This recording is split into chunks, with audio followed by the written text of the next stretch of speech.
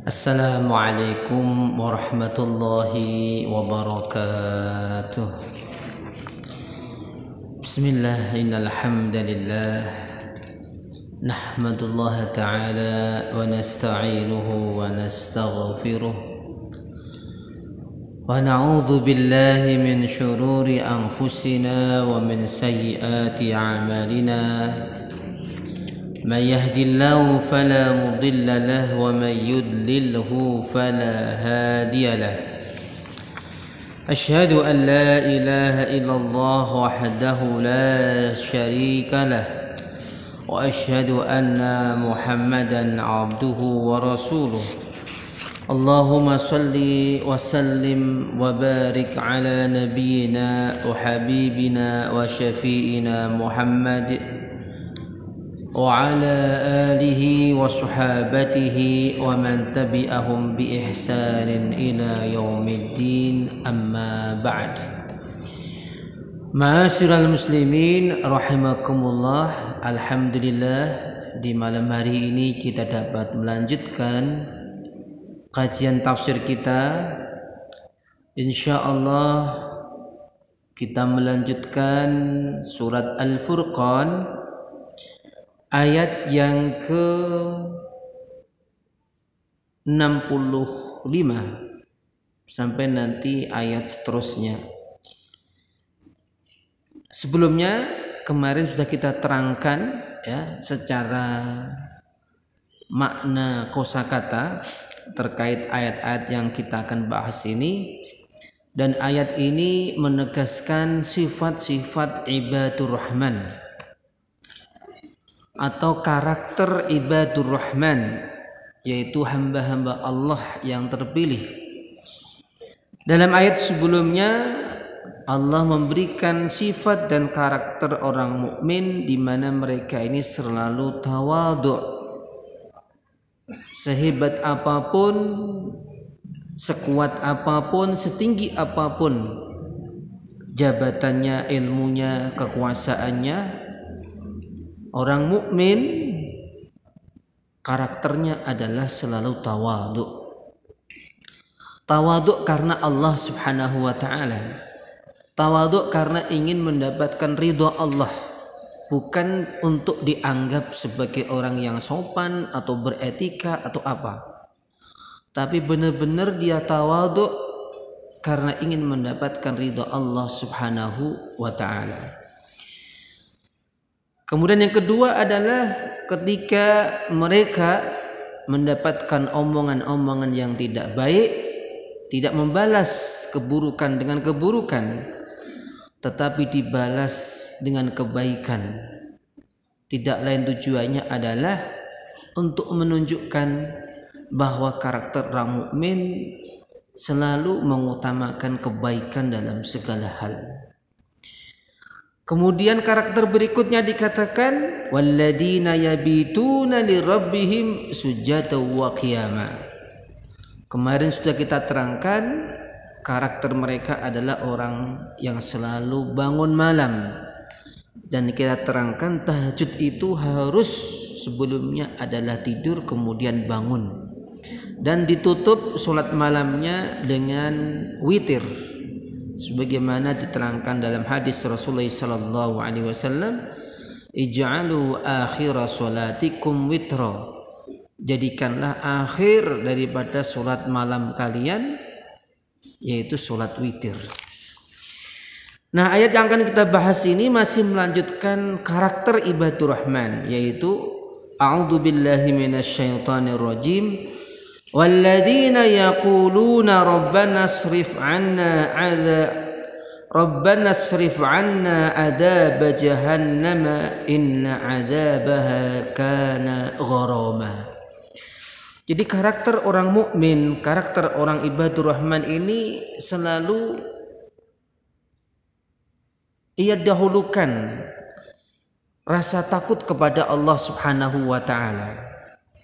Sekalipun orang ini telah ibadah tiap malam, bersedekah, berbuat kebaikan, tapi selalu hatinya dipenuhi rasa khawatir jikalau ternyata amal ibadahnya tidak diterima oleh Allah Subhanahu wa taala. Kalau dalam bahasanya Imam Ghazali rahimahullah, yaitu makom disebut dengan makom al-khauf, kondisi di mana seorang mukmin dia selalu merasa takut, khawatir jikalau ternyata ibadahnya tidak diterima oleh Allah, taubatnya tidak diterima oleh Allah, sehingga ini selalu memotivasi terus-menerus untuk meningkatkan ibadah dan kualitasnya, dan selalu memohon ampun kepada Allah Subhanahu wa taala. Maka doa mereka adalah Rabbana srif anna, ya Allah jauhkanlah dari kami adzab jahannam, yaitu siksaan neraka jahanam. Kenapa sebabnya? Alasannya apa mereka minta supaya dijauhkan dari adab jahanam? Inna adabaha kana gharama. Karena adabnya, siksaannya ini selalu mengikat terus-menerus terhadap orang-orang yang ahli maksiat. Jadi orang ahli maksiat ini tidak akan lepas ya dari namanya adab neraka jahanam. Bisa dipastikan ya orang yang bermaksiat itu dipastikan akan dibelit ya oleh yang disebut dengan adab atau siksaan api neraka jahanam. Karena itu orang mukmin selalu khawatir jikalau dirinya ini ternyata taubatnya ini tidak diterima oleh Allah. Ternyata kemaksiatannya ini nanti kelak akan menjadikannya dililit oleh api neraka jahanam. Karena itu doa mereka selalu mengatakan Rabbana srif anna adzab jahannama inna adzabaha kana gharama. Innaha sa'at mustaqarra wa muqama. Ini alasan berikutnya. Karena neraka jahanam itu adalah seburuk-buruk mustaqarra. Mustaqarra itu tempat terus-menerus, tempat keabadian. Wa muqama, dan tempat tinggal. Jadi neraka jahanam itu sekalian ya digambarkan sebagai tempat seburuk-buruk tempat kembali, seburuk-buruk tempat abadi, seburuk tempat tinggal, itu adalah neraka jahanam. Karena apa? Tidak ada di situ sedikit pun kenikmatan. Adanya adalah asalibu wa asnafil azab, yaitu berbagai cara dan ragam macam siksaan yang tidak pernah terbayangkan manusia. Di dalam neraka jahanam akan terjadi semuanya. Ya, sebagaimana sebaliknya surga, di dalamnya berbagai macam kenikmatan yang tidak pernah terbayangkan oleh manusia. Karena itu kenapa orang-orang mukmin selalu ya doanya ini memohon kepada Allah agar mereka ini dijauhkan daripada api neraka. Karena tidak ada yang bisa menjamin Bu sekalian kita ini selamat dari api neraka. Siapa yang tahu bahwa taubat kita selama ini diterima oleh Allah? Karena itu tidak ada salahnya, bahkan wajib bagi kita untuk selalu memohon perlindungan kepada Allah dari siksaan api neraka jahanam. Kemudian karakter berikutnya, karakter orang mukmin ibadur rahman adalah walladzina idza anfaqu lam yusrifu wa lam yaqturu wa kana baina dzalika qawama. Karakter orang mukmin ibadur rahman ini kalau dia mentasarufkan, membelanjakan, menggunakan hartanya tidak berlebih-lebihan. Lam yusrifu, tidak berlebih-lebihan. Walam yakturu, dan tidak pula dia bakhil. Ya. Jadi antara keduanya, wa kana baina dzalika qawama. Qawama itu ya tidak boros, ya tidak kikir. Tengah-tengah. Artinya apa? Dia memang membelanjakan sesuatu sesuai dengan kebutuhan. Jadi dia belanja menggunakan uangnya itu sesuai dengan kebutuhan. Dan perlu diingat Bu sekalian, ya, ada dua kata dalam Al-Quran yang kadang kita terjemahkan atau kita pahami ini terbalik atau bahkan kadang menyamakan, yaitu kata israf. Israf itu berlebihan. Kamu jangan israf. Itu artinya berlebih-lebihan. Ada kata kedua itu kamu jangan mubadzir. Mubadzir itu adalah temannya syaitan. Sebenarnya apa sih makna keduanya? Ya. Kalau israf itu artinya sekalian, ya, masih dalam lingkup sesuatu yang dihalalkan, tapi berlebihan. Contoh misalkan kita ini cukup makan itu 1 piring, tapi karena kita merasa ini makanannya menunya enak, wow, sak tumpuk gunung, ya akhirnya nggak habis. Maka ini disebut dengan israf, ya berlebih-lebihan. Contoh lagi termasuk israf adalah kita ini dibatasi oleh Allah Subhanahu Wa Taala, oleh Rasulullah SAW kalau membasuh wajah kita ketika wudhu itu maksimal adalah 3 kali, ya kan Pak, 3 kali. Tapi kita berlebihan karena was-was atau macam-macam itu sampai lebih dari berapa kali itu. Wudhu aja 1 jam, ya sampai entek kabeh sak kulah. Ya ini namanya adalah israf, ya israf. Ada pemubazir adalah menggunakan ya harta sekalipun itu sedikit, tetapi di jalan yang diharamkan oleh Allah, itu disebut dengan mubazir. Menyia-nyiakan harta di jalan yang tidak Allah ridhoi. Bisa dipahami Pak ya? Jadi beda antara israf dengan mubazir. Nah kita sering menggunakan jangan mubazir dalam konteksnya, misalkan makanan gak dihabisin, misalnya makanan udah ngambil banyak gak dihabisin, kita ngomongin jangan mubazir. Yang benar itu adalah jangan israf, ya berlebihan, ya. Karena itu apa, orang ya berjudi walaupun hanya dengan 1 rupiah itu termasuk dia memubazirkan, menyia-nyiakan hartanya. Maka kenapa dikatakan ya innal mubadzirina kanu ikhwanasy syayatin. Sesungguhnya perbuatan ibzar, ya menggunakan harta tidak di jalan Allah, tidak di tempat yang diridhoi Allah, itu adalah termasuk temannya syaitan. Karena setanlah yang mengocok-ngocoki manusia untuk menggunakan harta bendanya tidak di jalan Allah Subhanahu wa taala.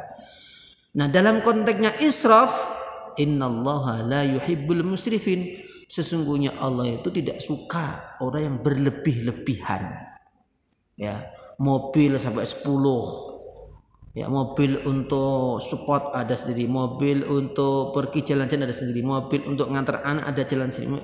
Ya Allah, ini namanya disebut dengan israf, berlebih-lebihan. Dua-duanya baik mubazir maupun israf ini sesuatu yang tidak disenangi oleh Allah Subhanahu wa taala. Sekalipun mungkin tingkatannya ya lebih berbahaya ibzar, ya mubazir. Karena apa? Menggunakan harta di jalan yang Allah tidak ridhoi. Masyaallah muslimin yang dirahmati Allah Subhanahu wa taala. Jadi orang mukmin ini dalam menggunakan hartanya ini tidak sakar PDW, tapi dia tahu betul bahwa nanti hartanya akan ditanya oleh Allah.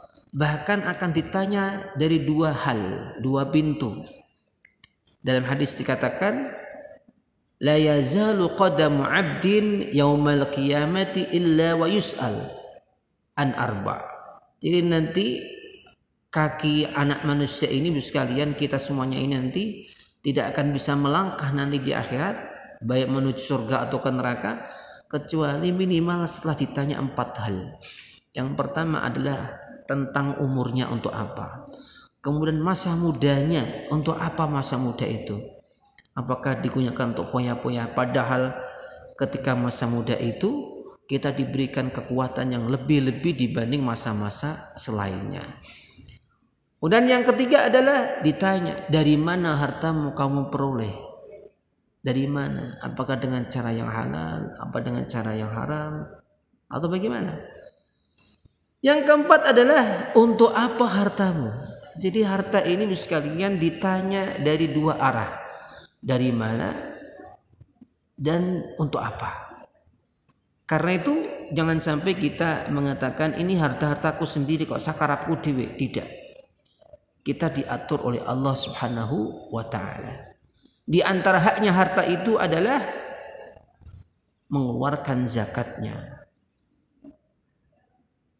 Ya, kita diperintahkan oleh Allah Subhanahu wa taala untuk mengeluarkan zakat daripada harta kita. Di antaranya kalau zakat mal, ya ada haul, setiap tahun kok mencapai nisab itu batas minim kewajiban mengeluarkan zakat. Itu apa? Kalau sekarang kurang lebih 85 gram emas. Ya, tinggal dihitung aja.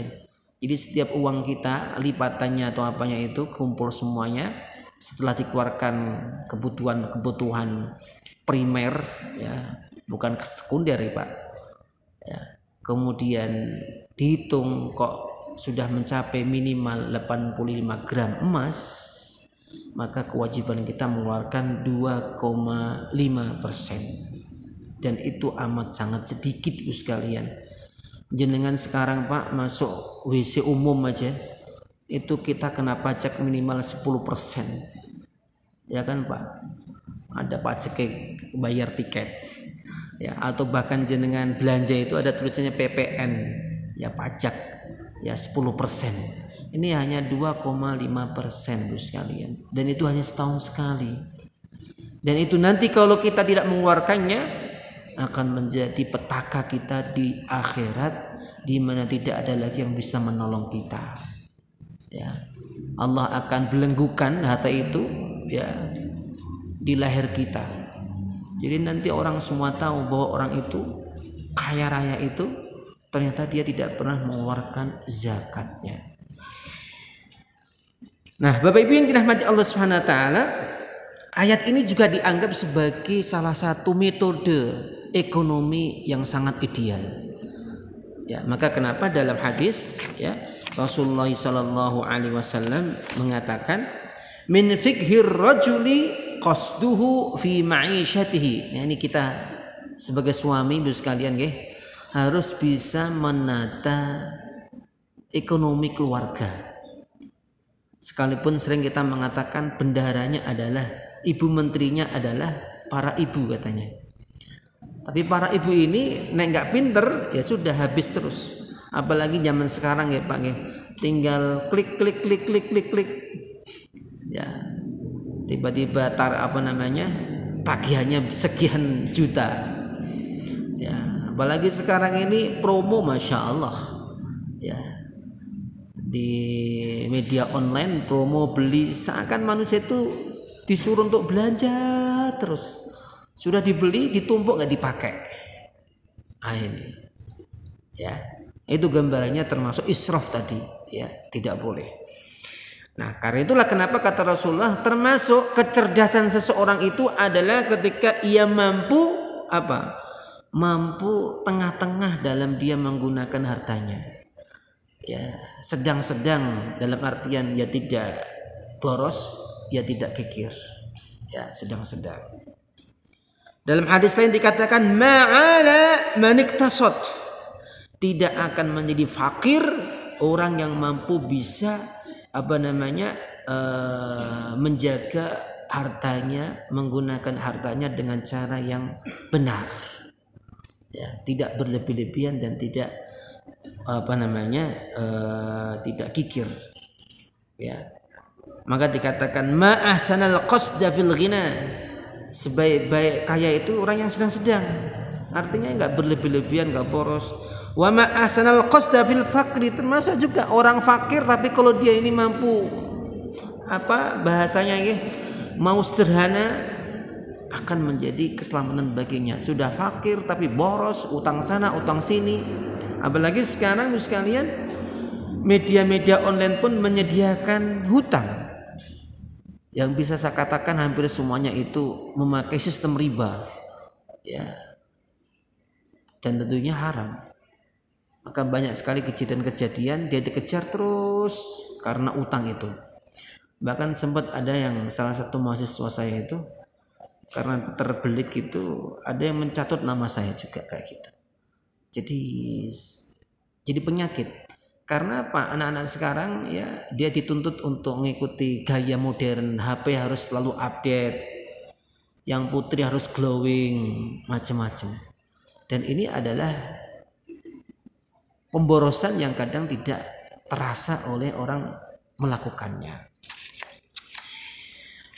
Nah, kemudian ma'asyiral muslimin yang dirahmati Allah Subhanahu wa taala, ya, berikutnya adalah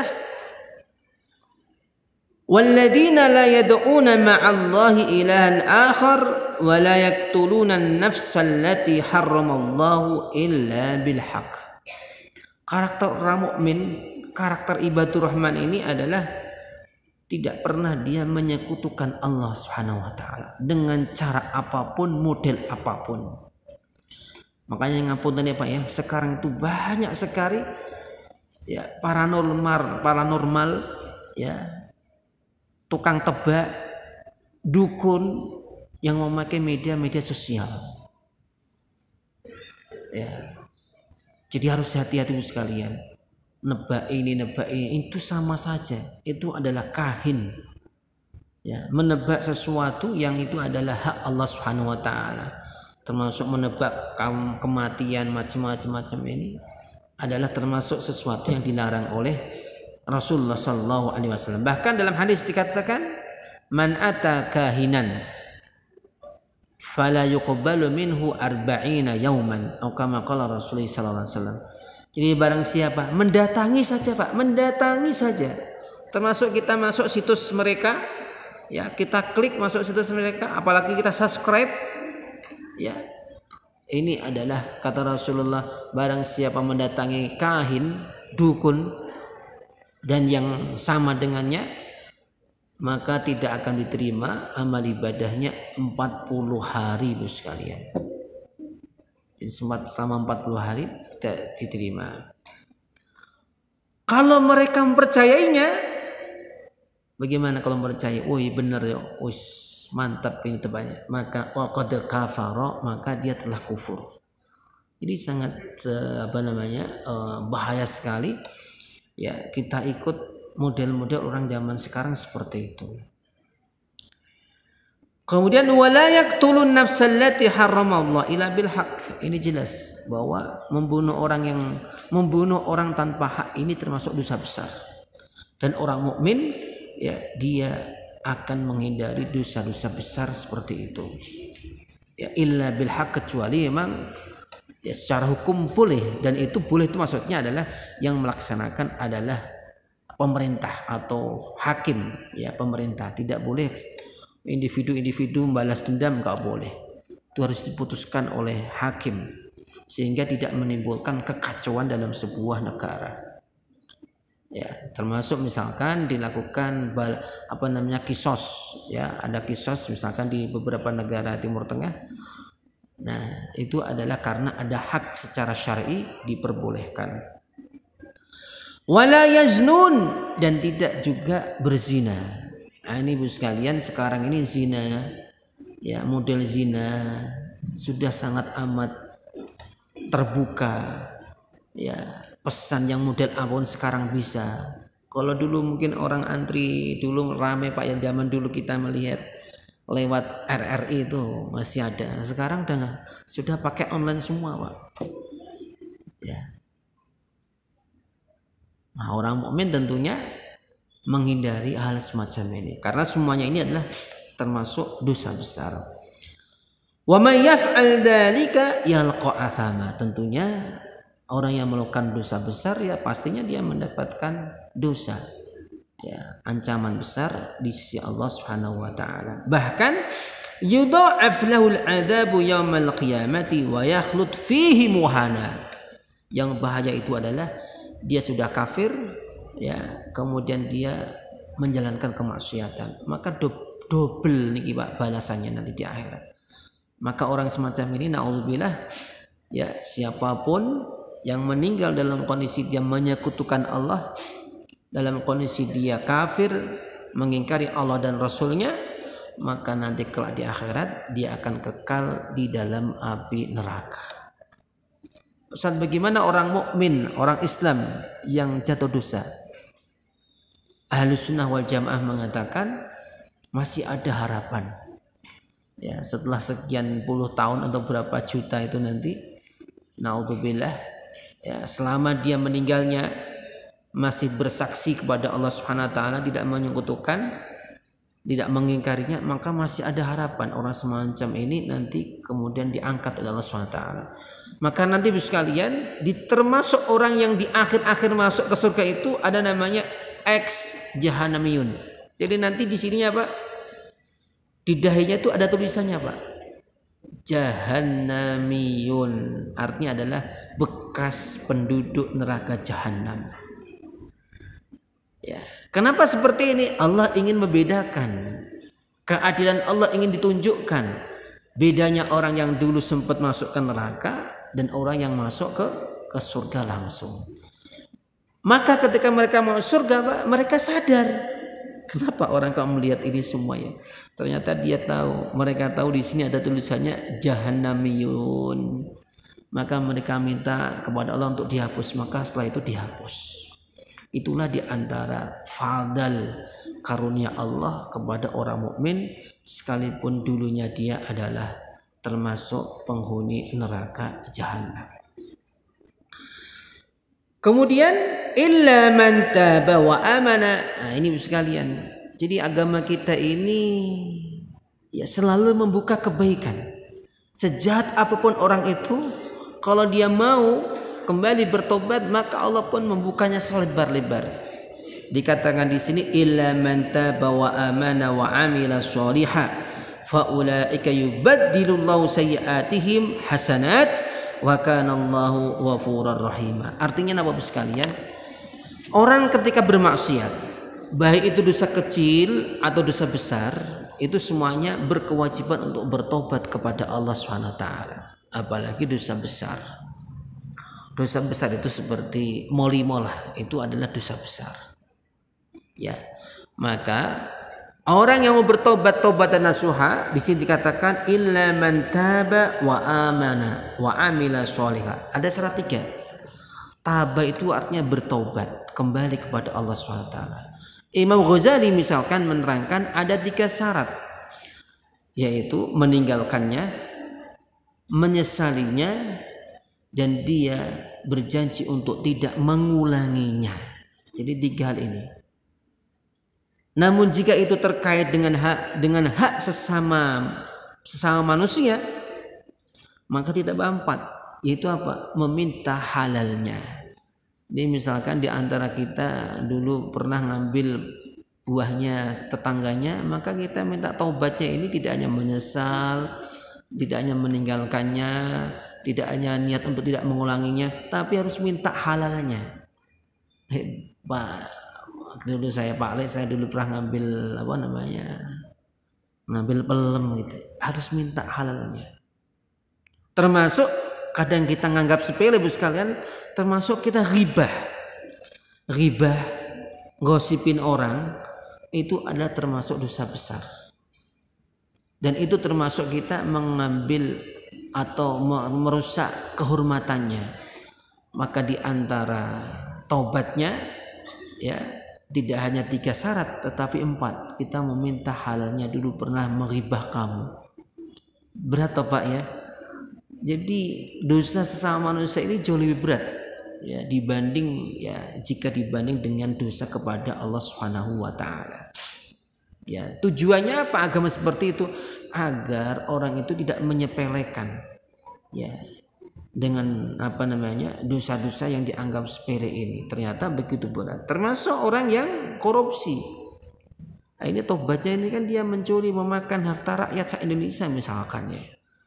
Ya, gimana cara tobatnya ini? Ya.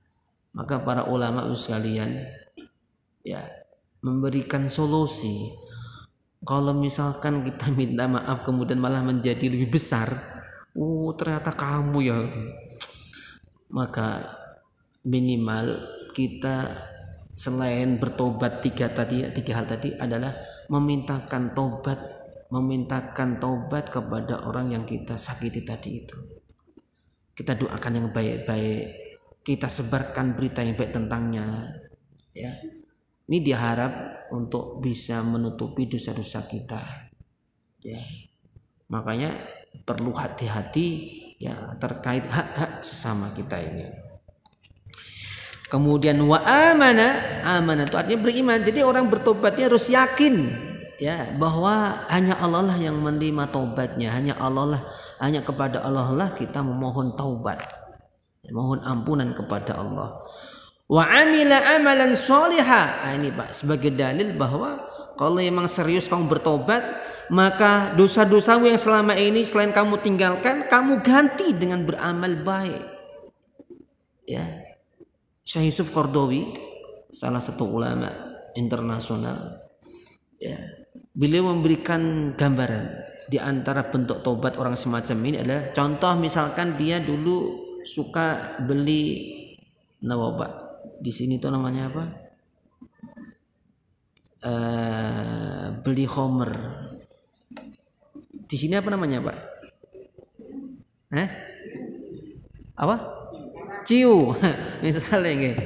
Biasanya kan rame ciu. Beli ciu misalkan, dia pokoknya bentuk gaji beli ciu sekian ribu. Maka ketika dia bertobat, selain dia meninggalkannya, selain dia menyesalnya, selain dia bertekad untuk tidak mengulanginya, dia ganti uang yang selama ini untuk beli ciu itu dibelikan makanan, susu atau apa, diberikan kepada fakir miskin. Itu artinya apa? Mengganti amalan buruk yang selama ini dengan amalan yang soleh. Ya, bisa uang yang semacam itu yang selama ini digunakan untuk hal yang haram diganti untuk sedekah atau apa. Ya, itu artinya mengganti amal buruk dengan amal yang baik.